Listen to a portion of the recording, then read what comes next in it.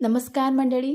बघा, मार्गशीर्ष महिना चालू आहे. मार्गशीर्ष महिना हा अतिशय प्रिय असा महिना आहे. यासोबतच माता लक्ष्मी आपल्यावर अखंड राहावी यासाठी आपण विविध पूजा करत असतो. असंच आज आपल्याला एक ताम्हण घ्यायचं आहे.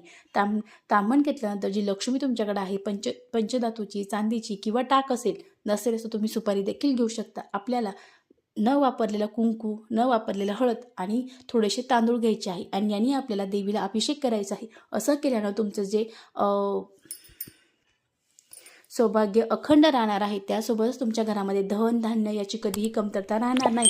तामणामध्ये ठेवल्यानंतर थोडीशी खाली अक्षत टाकायची आहे. अक्षत टाकल्यानंतर आपल्याला सर्वप्रथम कुंकू टाकायचं आहे. कुंकूनंतर आपल्याला हळद टाकायची आहे आणि हळदीनंतर आपल्याला त्यावर तांदूळ टाकायचे आहे आणि ती जी मूर्ती आहे ती तशीच उद्या ठेवायची आहे. त्याचं उद्या विसर्जन करायचं आहे. ते तांदूळ वगैरे आपण जिथेही पाय जाणार नाही तिथं ते टाकायचे आहे. बघा, अतिशय साधी सोपी आहे, पण याने तुमच्या घरामध्ये धन धान्य आणि अखंड सौभाग्य